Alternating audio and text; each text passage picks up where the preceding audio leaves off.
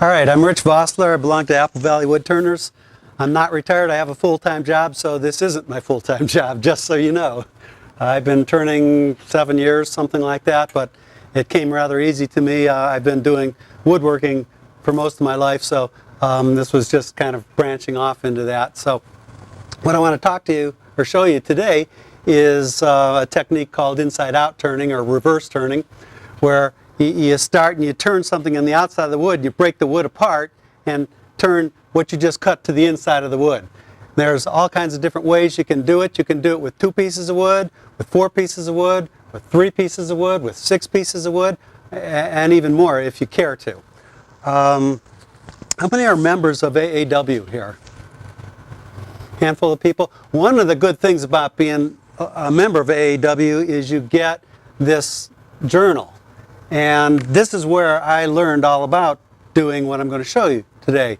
And even if you join now and didn't get this one from the past, you can go online and get the article on it. It's a fabulous article.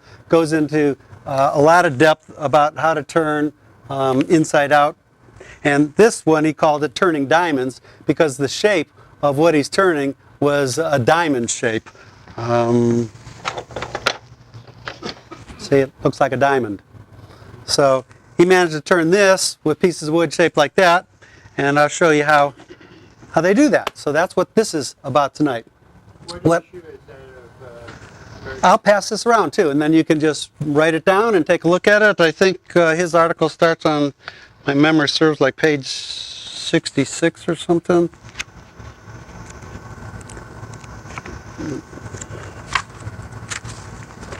Turning diamonds. So it's page 27.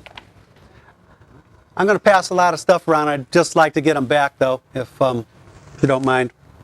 So I'm going to pass examples of things that you can do, and so you can look at them first, and then after you see examples of them, then we'll start out and actually do some. So I mentioned you could do an inside-out turning with 2 pieces of wood, and so this is a real simple one. 2 pieces of wood, all done on a lathe. So pass it around. This is a little bit more complex, and I decided I'd color it. So 2 pieces of wood.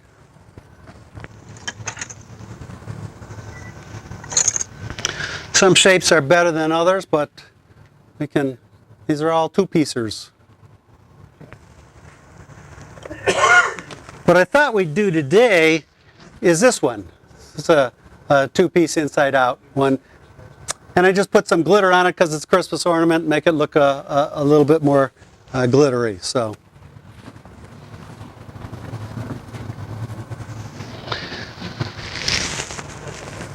then if you want to move up in the world from 2 pieces of wood and go to 4 pieces of wood, you can do stuff like these.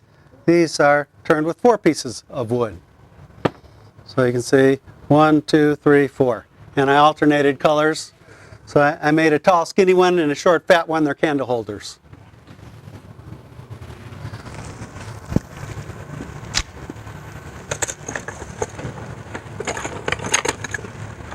I'm also going to pass around my very first attempt at inside-out turning, which is this one. It's kind of heavy and clunky. I wasn't as good of a turner then as I am now. And as it was spinning, I didn't have as good a tool control back then as I did now. And the back side of some of these pieces, there's some tear out. Now I sanded them to get rid of the tear out, but you can see that they're not all exactly the same shape on the trailing edge because I knocked off pieces of wood. But I just want to show you that's what happens when you're starting, when you're a beginner. But doesn't mean you can't hang on to it like I did. So it's fun. All right, so those are all, everything I've passed around thus far is done with square pieces of wood starting. And squares go together in 2 pieces, kind of like this. So here's 2 pieces of wood. I just taped them together so you can see they're 2 pieces of wood, two square pieces of wood. So you can do 2-piece, which are the ornaments I passed around. Then the candlestick holders were done with 4 pieces of wood. Thank you. Before I forget, one of the things, perhaps the most critical portion of this, when you break them apart and reverse them, you have to make sure that your wood is square, or if you're doing diamonds, that you have 30 and 60 degree angles precisely. If your angles are off, when you flip them around and go to mate them back together again, they won't meet correctly, and I'll pass around some examples of what I'm talking about, so you see. So it's just really important that when you make that first cut on your table saw or your bandsaw, however you do it, make sure you got a good 90 degree angle here, and then maybe you run them through a planer so they're all the same size or something, or joiner, whatever, but make sure they're all square and the same size. So that's critical. And I might as well show you the workup for diamonds. So I would start with a board, a flat board, and you see I drew lines on there. That's an example of how I would cut it. But I would tilt my table on the bandsaw to the 60 degrees. So the angles are going to be 60 and 120. That's what I've got here. So this is the 120 angle right here, you can see. And this is the 60 degree angle here. But I meant, so you set your table, set up your fence. Your first cut really doesn't matter. You just run it through. The second cut, real critical though. So this is one where I've made the first cut and I just started the second cut. What you really have to do is make sure that these are the 120 and 60 degree angles. And you also have to do is make sure you had your fence set right. Because if this length here does not match that length, they're not going to line up right. So you really are better served getting a caliper and just touch your bandsaw to it. Just make a mark on it and measure this side here and then measure this side here. And if they're not equal, stop and reset your fence until they are equal. Once you're sure you're all equal, then go ahead and just keep running your board through. Make one cut, slide it up, make the next cut, slide it up. You're saying thickness and width have to be equal. Thickness and Yes. This, that, all the same. And you may have noticed this. When I'm running through the bandsaw, after I get in thus far, I shove a piece of wood in here so that as I'm pushing it through, I'm not pinching it here together on the blade. So you just get a better cut that way. Thank you for your help. So that's just a tip, a little hunk of wood like that makes the cutting go a little bit easier. So if there's one thing I want to emphasize on cutting diamonds especially, make sure your setup work is done correctly and you've got everything the same. Actually, when you're doing squares, it's not as critical, especially a two-piece square. Basically, you could actually start with one piece shaped like this and cut your outside, do your first cuts, and then as long as you cut it in half on the center line, you're all right to reverse them. You'll be all right. And the same thing if you're doing a four-piece too. But just make sure that you make both these cuts exactly centered. If you off to one side or other, they're not going to line up. So if you don't trust yourself with being able to make that good center cut, I would suggest coming up with 4 individual pieces to start. So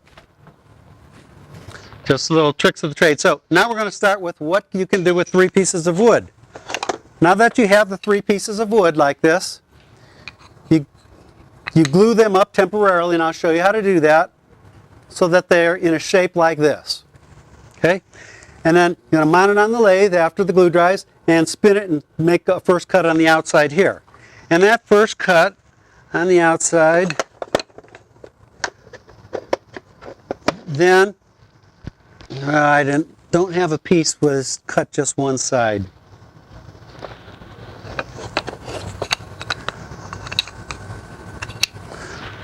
imagine I've made some cuts there. Then I'm going to break this apart, and so I've got a cut right there. I'm going to take it and I'm going to spin around. Now the cut's on the inside. I'm going to take this piece, spin it around. I'm going to take this piece and spin it around. And then I'm going to glue it again.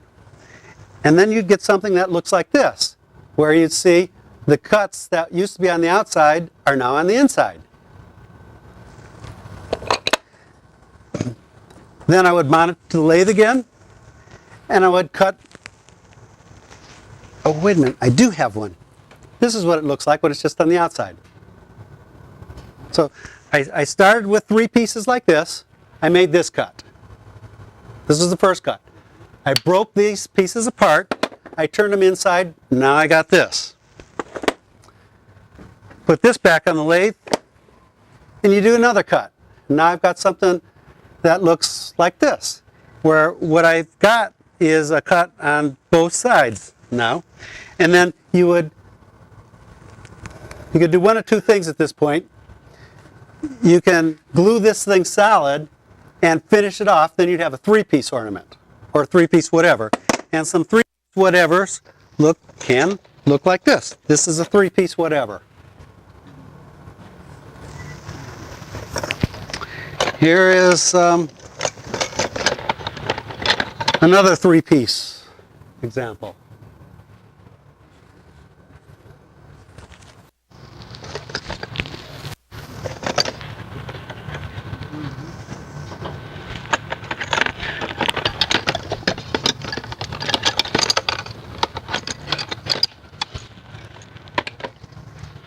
I got some other 3 pieces.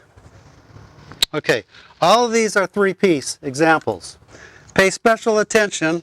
Actually, this was one I did earlier on, and it's all right, but it's a little heavy and bulky, I think. So the ones following that, I took it down a bit thinner. You can see this one's a little thinner, but I don't like that shape either. You know, so you refine things. Finally, when I got to this one, I really liked this shape. And one of the reasons I like it is because on the inside, the little finial on the inside is in the shape of like a flame, almost on a pedestal. Well, I duplicated that flame with the whole piece. So the inside design carried through to the outside design, which I like. And I also duplicated that same flame with the side wood too. Some of the earlier ones I passed along are like this one. You see they're straight up and down versus like that. I like this better. So this is just a progression of work. When you start something, you go on until, and you make refinements. You can't expect it to be right the first time around.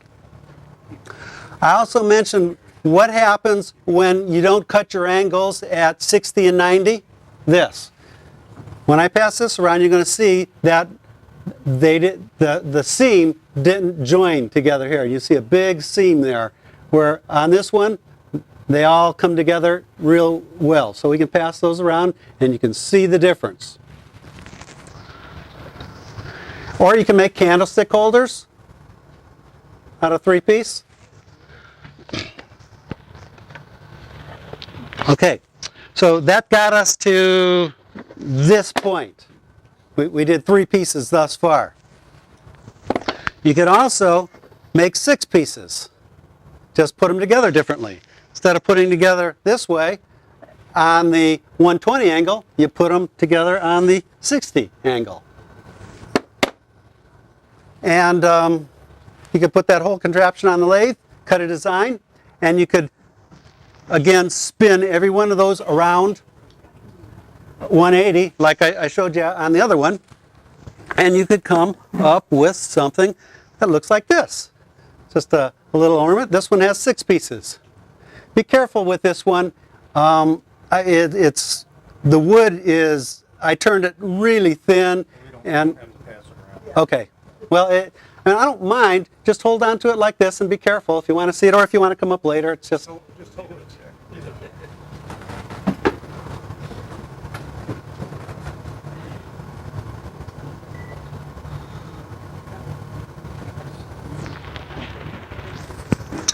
And this is a candlestick with 6 pieces. I don't like it as well. You can't see the finial inside. So, you know, I tried, and I'll stick with this one. But you never know until you make it sometimes. Oh, and here's a 2-piece candlestick. So I've got a set of candlestick holders with 2, 3, and 6.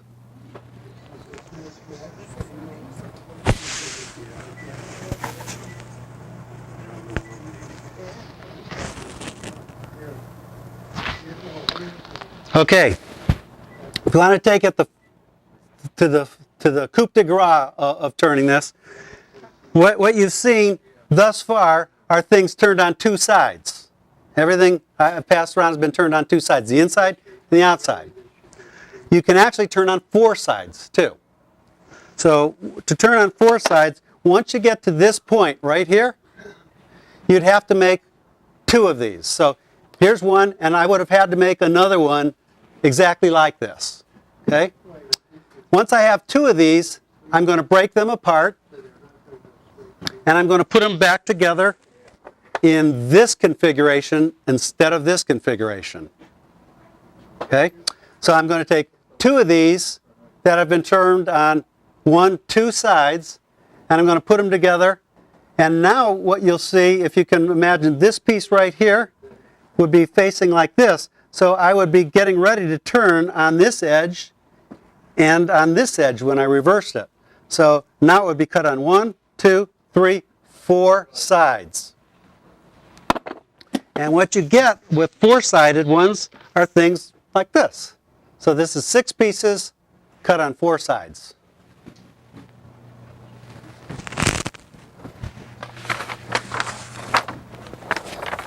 To illustrate, Jim, you want to hold an edge, maybe?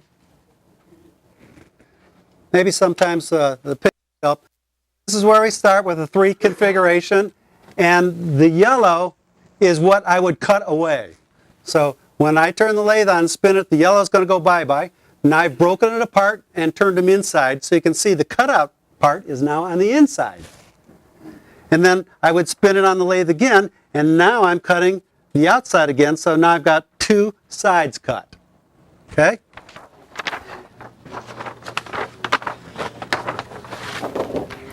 Here's a 6-sided configuration. Same thing. This I start cut the yellow off first, break it apart. Now the yellow where I cut out is on the inside.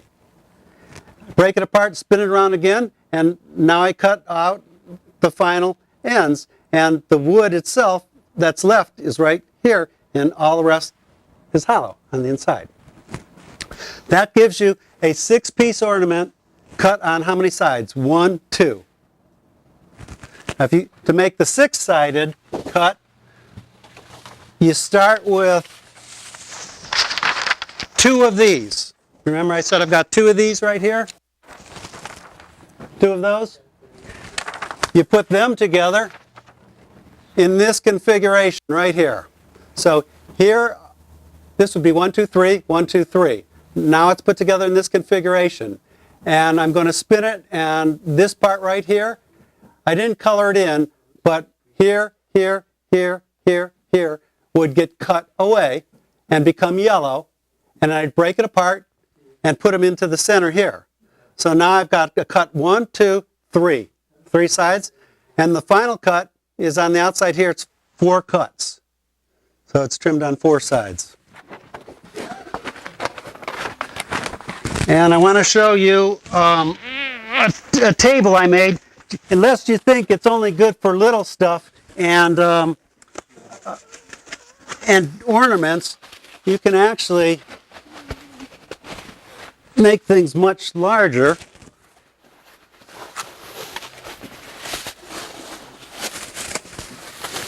So this is some beautiful wood. It's curly maple. But I made a table out of it, an end table. So this is 3-piece turning taken to a big scale. And I used an ebony finial on the inside, and I wanted to carry the design through, so I put an ebony dot right in the center to kind of match as the design went up to the top. It's a little heavy to pass around. I think we'll just let it sit here at the table. Yeah, put it on the table. That'll be fine. Afterwards, we'll take a look at it. I've neglected to pass this guy around. He's put a little snowman, and I painted it to make it more Christmassy. But okay, So that's the theory of what we've got here. 6 and 4. I don't have time to show you a 6-piece turn 4 sides tonight. The demo would be too long. So we're going to do that one ornament I said. Can I get that one back, the ornament that I said we would do tonight?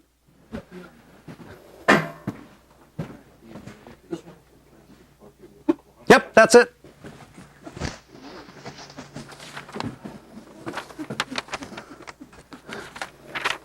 And this is my doodling. Some of the ornaments I passed around to begin with. So that's what I drew out and said, I think I can make that, and then it turned into some of the ornaments. So you might want to draw them out beforehand and get you some ideas on what you're going to do. So this is what we're going to make tonight.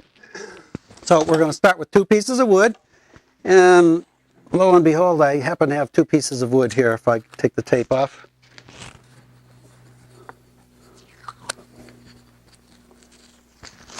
You ever use clamps for keeping those together? Yeah, that's why I had brought a bunch of clamps here. I also use rubber bands. I meant like the hose clamps? Oh, hose clamps. You could, but I haven't. The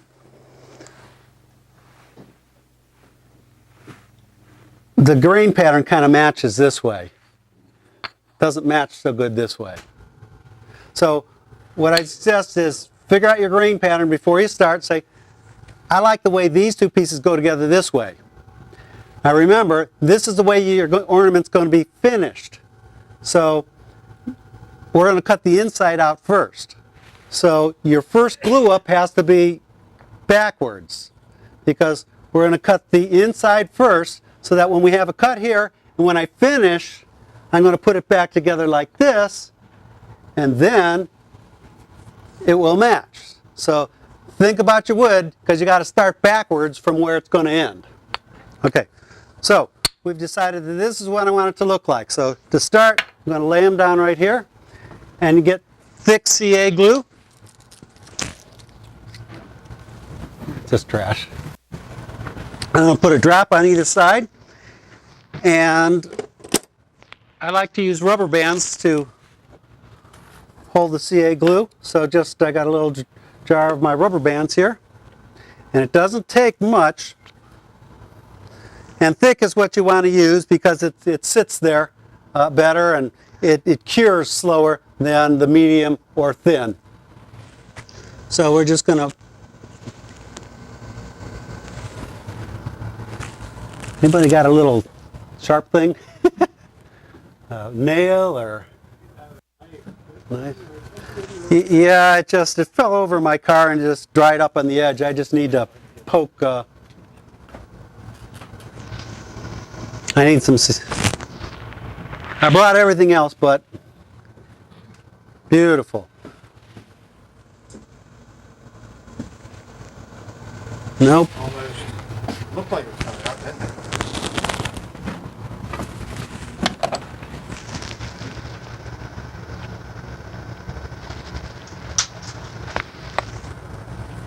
Jim, were those nails up there on that thing on the wall? Those are No, they're screws. Yeah, I need a pin or a nail or a skinny knife. Oh, wait. This might work.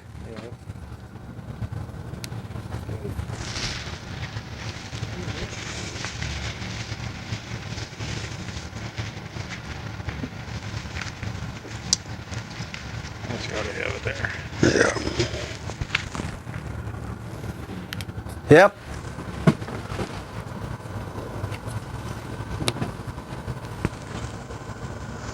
Thick CA glue is slow. Now it's down. So it doesn't take much.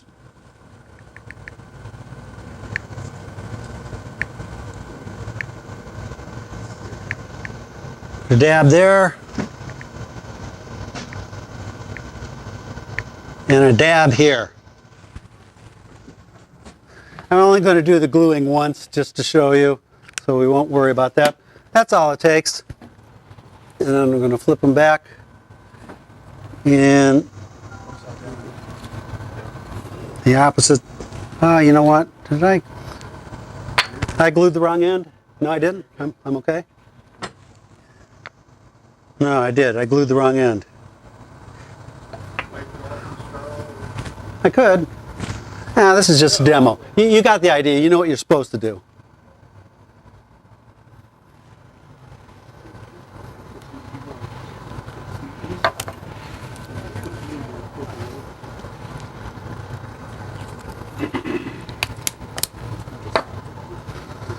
Before it starts to set, the thick CA glue sets up a lot slower, so it gives me time to put a number of rubber bands on here before it gets,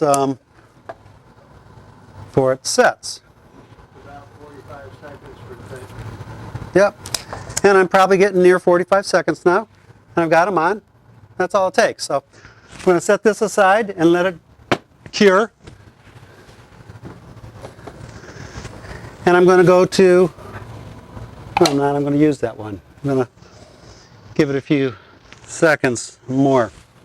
So I'm going to make my first cuts. I'm going to mount it on a lathe. While I'm waiting for that to dry, what I'm going to tell you about is I took off the tailstock that was on the lathe because this kind of tailstock is no good for doing inside ornaments, because when you, inside out turning, because when you put some clamp pressure to it, what it's going to do is force your blocks apart, and it's going to go right in the center, and it's going to break that glue joint. So instead of using something like that, you need to get a cup center. Now this has a little bitty point so that you can mark the center and put the point in the center, and you can find center, but when you put some clamp pressure on it, it's not going to break it apart. So this is a no-no for that. And same goes with your drive center. This is sticking out far enough that if I drove that into this wood, I would split it apart. So for my drive center, I'm going to do the same thing. I'm going to use this one. That looks like it's sticking out a lot, but it's not, because that's spring loaded. So it pushes right in. I can find my center real easy and then put the clamp pressure to it. So we're going to load up the lathe while we're doing that. Waiting for it to dry.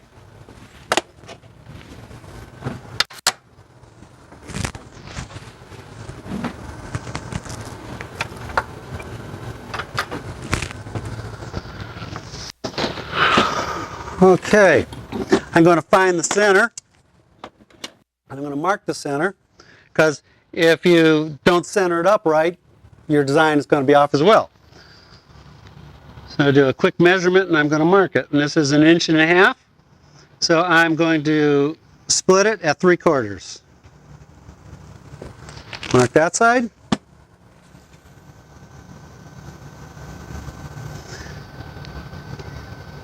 And mark that side.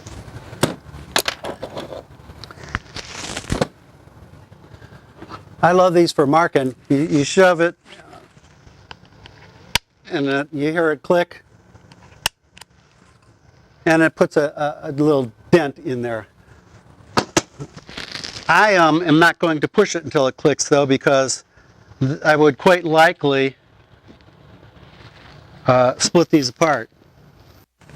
So I'm just going to dent them a little bit, just so I have a mark where my center is.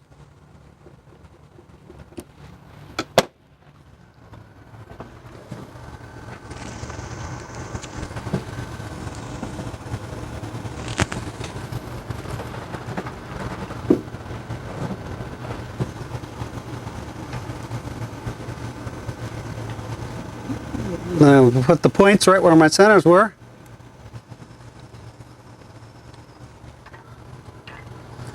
I'm going to tighten them up. Next thing is, CA glue is good, but I don't trust it. So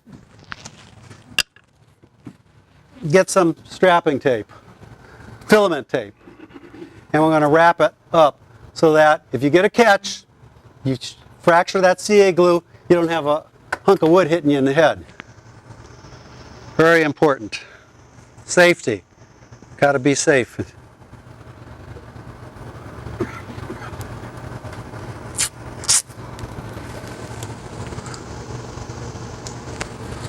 One other thing, notice the direction I'm putting the tape on.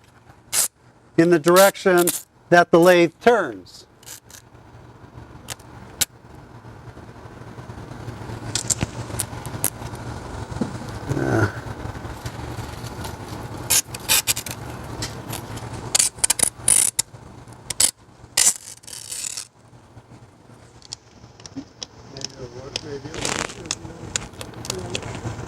Okay, thank you.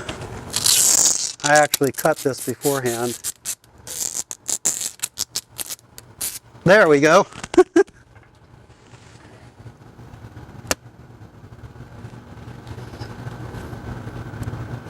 I didn't think it would wind up on itself like that, but I was trying to be prepared and be fast. So now you see the end here? Sometimes the end gets goober. If it's spinning this way and that end flaps, who cares?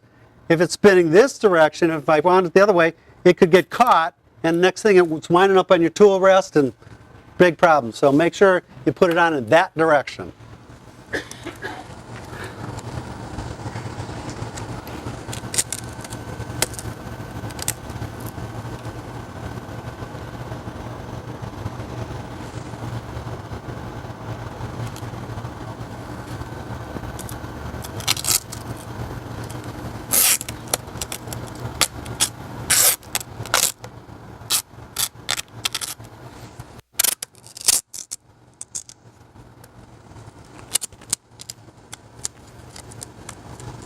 Here's where I made my cut. Yeah. And I'm a cheapskate, so I reuse this filament tape 2 or 3 times, and then I throw it away. Thank you.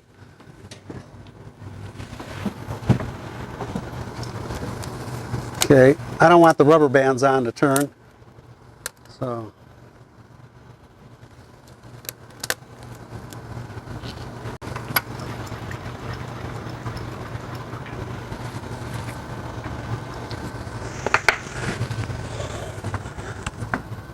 And I broke a couple of rubber bands.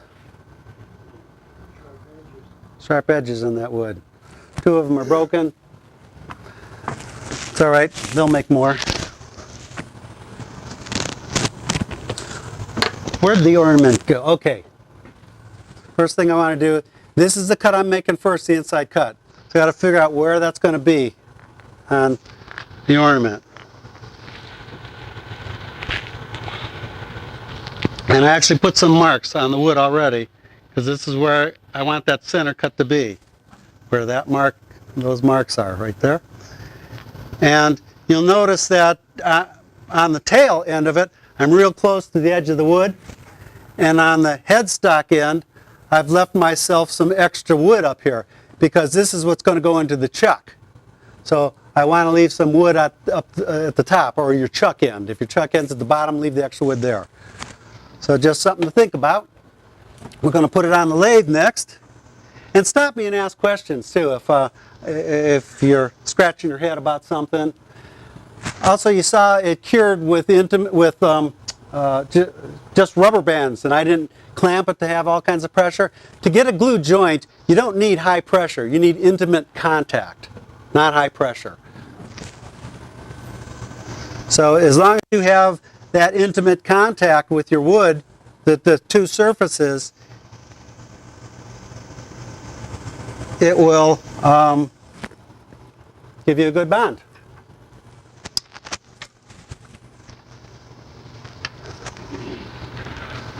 Okay.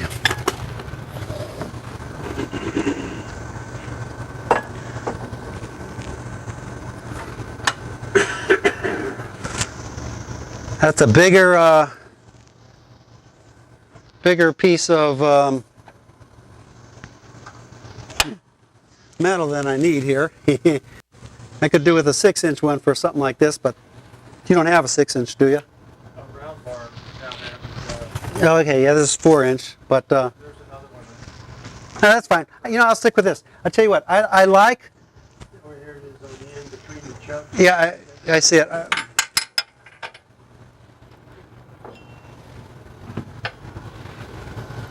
Okay, I like this one better because my tool is going to rest right here on the tool rest, and it can be this close to the wood right there.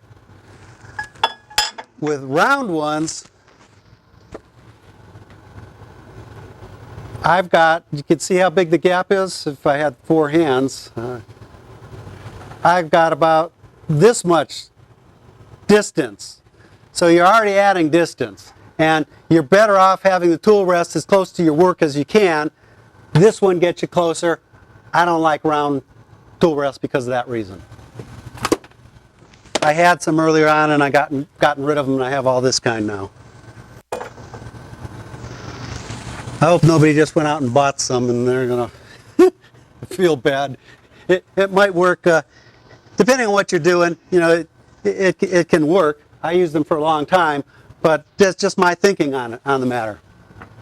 All right, we're ready to go, and I like to turn safe. So I'm going to wear some headgear, protective gear, because I like my eyes and want to use them for a long time. I think I can talk loud enough that you'll hear me, but if I'm going to talk long, I'll flip it off. The other thing is that we're going to be cutting over a lot of air.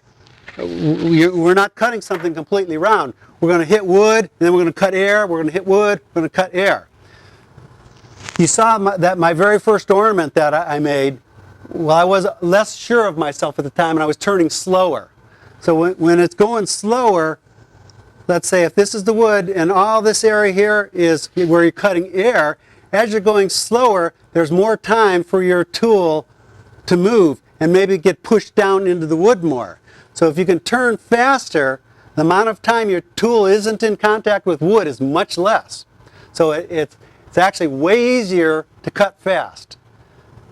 I'm not encouraging you to go faster than you're comfortable with, but as you get more comfortable, it'll be easier cutting faster.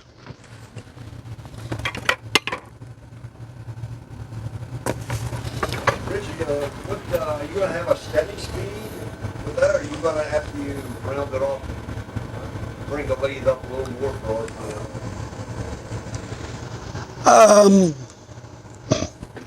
I just noticed something. I mounted this on backwards. The tape is now in the position that if it catches on this tool rest, it's going to unwrap like that. So we got to remount it. But to answer your question, I don't know. I'm going to turn until I think I like the way it sounds. Okay, you're not going to get 7 RPM, though. No, I'm not. It really depends on the size of your wood. The smaller the wood you have, the faster your RPMs can be. You get a big piece of wood, out of necessity, you got to turn slower, unless you've got a 2,000-pound lathe. But that's a pretty small piece of wood. And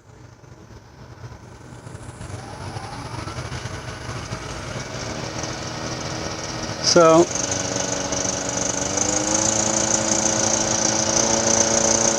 yeah, it's running fine, no vibration, real high speeds. I told you I drew the lines on there, but I can't see them, so I'm going to color them in a bit better so I can see them spinning.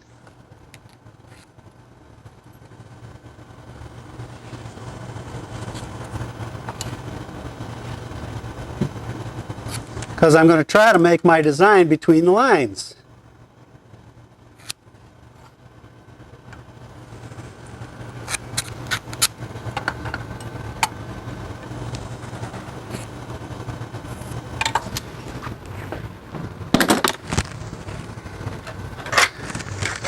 And there's all kinds of things you can use. I brought a bunch of different tools. I brought some spindle gouges, and this is a bowl gouge. For cutting your first little groove out of the inside, I could do it with any of these.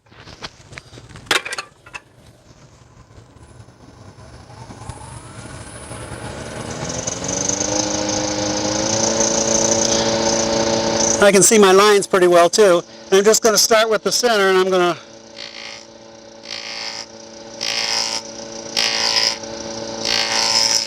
start cutting my...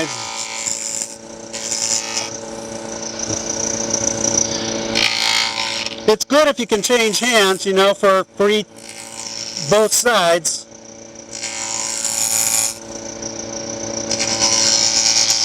And I'm not paying real close attention. I'm not trying to get fine cuts yet. I'm just making my original design. I'll go back and clean it up.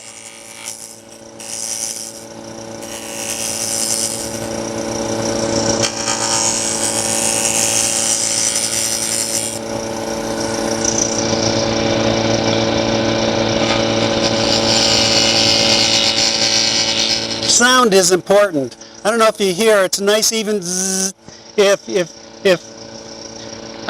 know, I'll give you a sound that you shouldn't be hearing. Hear that vibration like that? That's a no-no. That means you're pushing too hard into the wood. You want to just... People talk about riding the bevel. You don't really want to ride the bevel, you just want to touch it. The bevel does stabilize your wood some, I mean in your movement, but make sure that you're going in at the direction you want to cut, and that's your bevel angle. In this one I actually rounded. You can see it's not a straight bevel. I actually put 3 cuts in there to round this off, because when you're getting into the bottom of a bowl or something like that, if you have a big long bevel like this, that heel is going to mark and dent the wood, and I've taken the heel off of here, so it keeps your wood from denting. How do you determine how deep to go with this? It's a function of design. Remember that picture I said where I sketched it out? You would cut that in half, and you would look at the half that's on the inside, and that's your first cut on the outside, and you try to mimic what you drew. In this case, I'm going to want to cut that deep, and I'm not there yet. We're looking here. See, I got some room to go. But I will tell you, whatever this thickness is when you start, you don't want to go more than half that in on your first cut.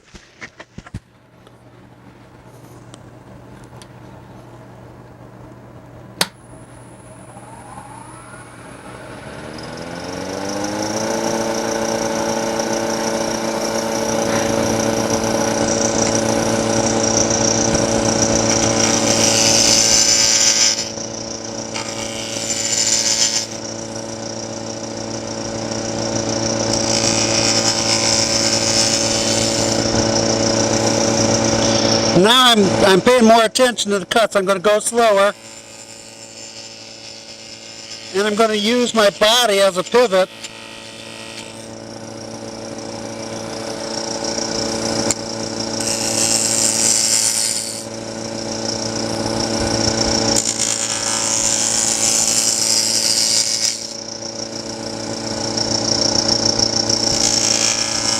Getting closer to the line.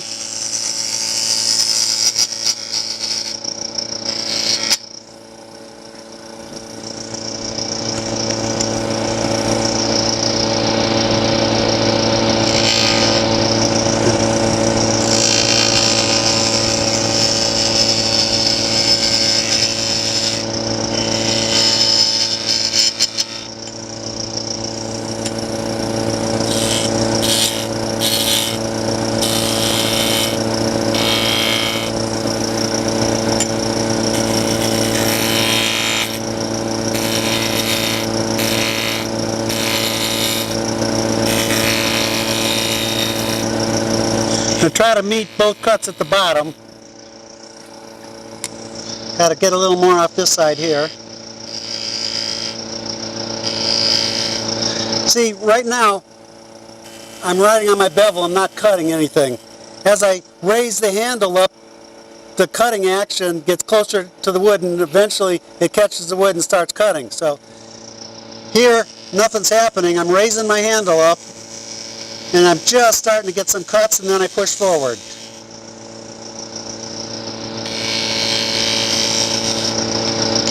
Go back and clean this side up.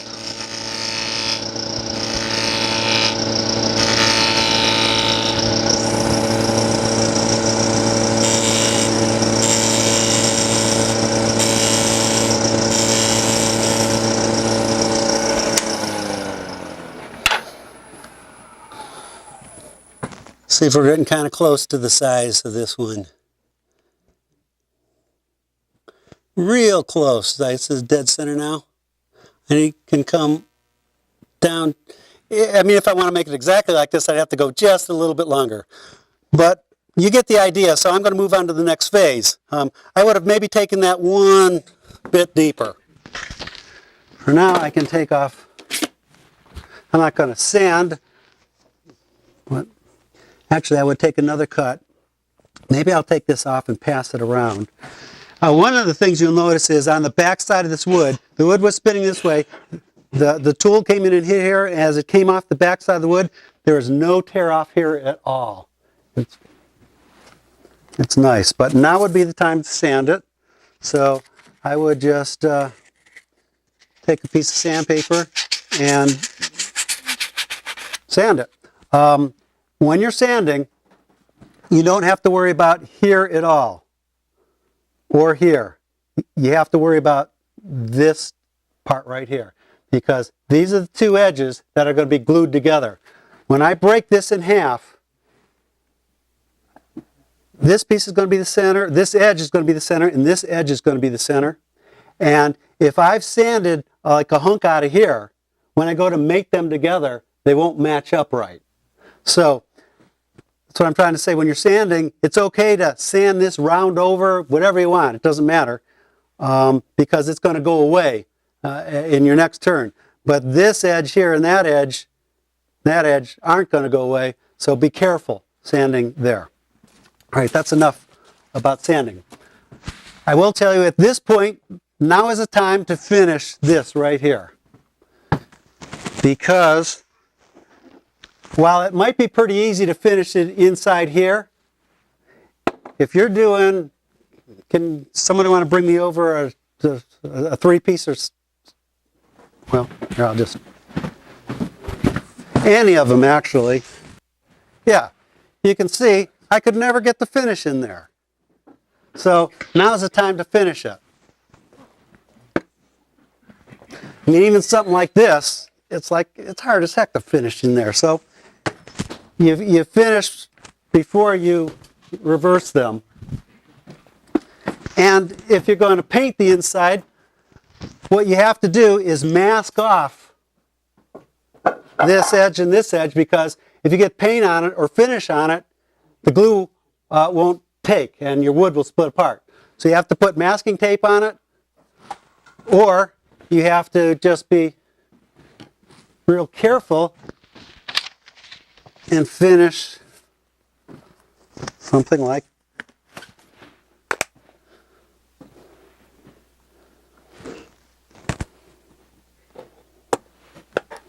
yeah.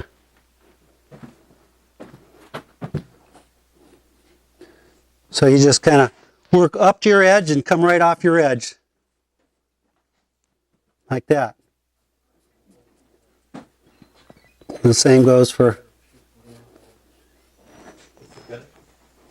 this finish. I like, actually, not so much necessarily for ornaments, but I use it in bowls a lot because it's TY furniture finish. I can send this around too. It dries quickly and you're done quickly. It's like tongue oil. Notice I didn't care if I got finish here, because that's going to be cut away. So that piece, no, that one is this. I don't have any pieces finished in this stuff to show you. It is a medium gloss finish. When it dries, then you just buff it. And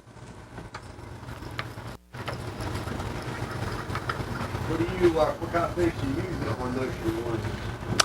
I tend to use a glossier finish. So I've done spray lacquer, I've done salad bowl, I've done wipe on poly, I've done paint.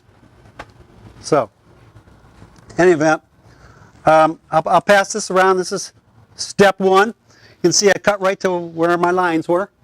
I would have taken another cut to clean it up because I hate sanding, but for the sake of demoing. Now, once that dries, I would actually, we're not going to pass that around because I'm going to break it apart first to show you how easy it is to break it apart. We won't save that again. I'll break it apart and then I'll pass it around. So it's glued together with the CA glue. You saw how I did it.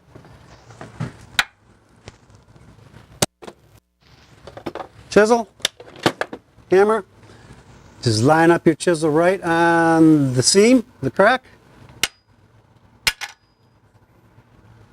Piece of cake. You can do it, a lot of people do inside out turnings with, they put a piece of newspaper in between and use white glue and all. And that works, and I've done it that way, but you saw how easy that was. What's wrong with doing it that way?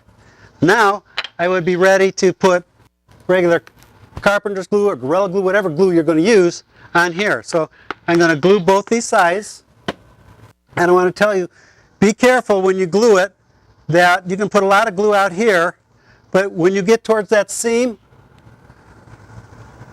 go lighter on the glue because you don't want glue oozing out into your seam because that's finished part of your ornament. A lot of times what I do is I put a pretty good coating of glue on and then I take my finger right along the edge and wipe it back so that there's not extra glue right there. And you're going to put them together.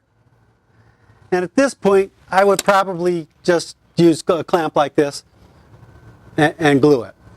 So we can pass this around now, but roughly this is what you've got. I just did that, I glued it, took it out of the clamps, and now we're ready for the next phase of this turning. It's like time-lapse photography. Yeah. So this is turned inside out. I gotta find my center here again.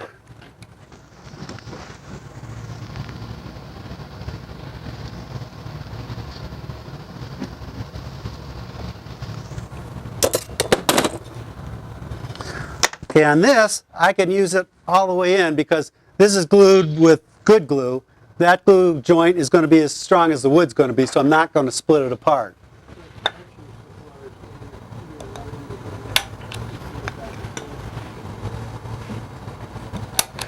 There, now I got a mark for both things. First thing we're going to do is cut a tendon because I can't finish this between centers very easily. It's a lot easier to finish with a tendon on so I can finish one side and cut back. So we're just going to stick it on and I'm going to do some cutting. I'm going to take this out to show you. This is great for driving bowls or something when you have contact. It's going to really drive this. It's got no teeth. So this is good for beginners because if you get a catch, the wood is just going to spin. This will spin and the wood will stop. I'll show you in just a second. See, which side did I say was the top? So the tendon goes on this side. How many are comfortable using a skew here? 3 or 4? The rest of you are a little uncomfortable with the skew? One of the things that can help you become more comfortable is if you get a drive center like this. Because, say here's a skew. And those of you who have gotten catches with skews before, whoop, I didn't follow my own cardinal rule. It's bumping the, no it isn't. Oh, this is what's bumping around. I thought I was hitting the tool rest when it was spinning, but I left the knockout bar in there. Dumb.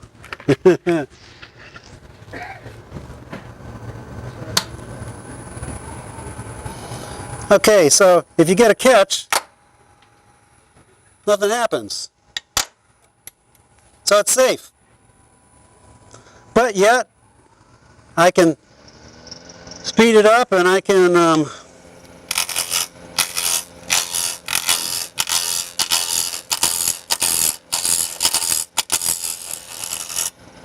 cut fast too. So, but yet it's safe that way. I might as well just, I mean, there's all kinds of ways you can round it off. And so this is one.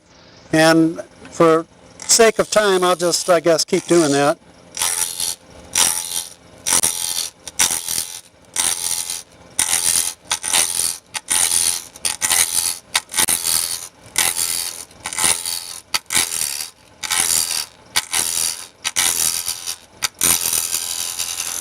This is like a massive parting tool when it's running that fast.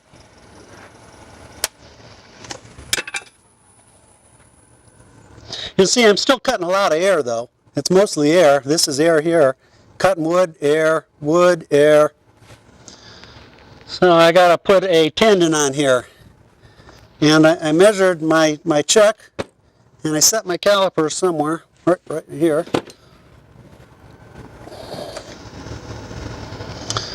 So I am going to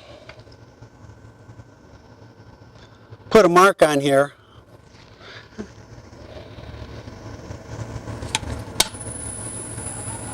Okay, it's spinning this way. So I want to make sure that this is the end I do the scribing with, because if this sticks into the wood, it's going to want to kick it back at me, and that's not fun. So I'm just going to kind of line them up as best as I can, and I'm looking from here to here to try to find my center mark.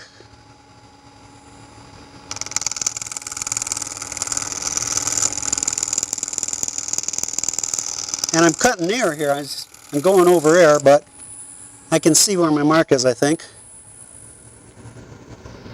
Yeah, pretty good. That gives me an idea where to stop when I'm doing my tendon.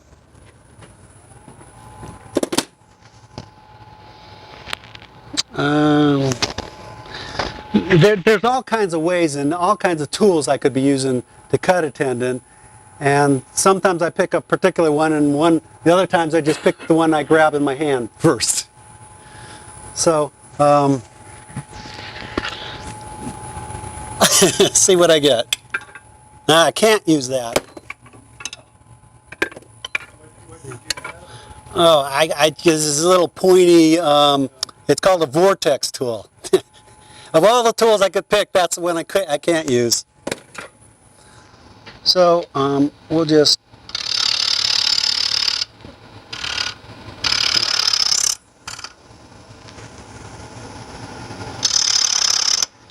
going way too slow.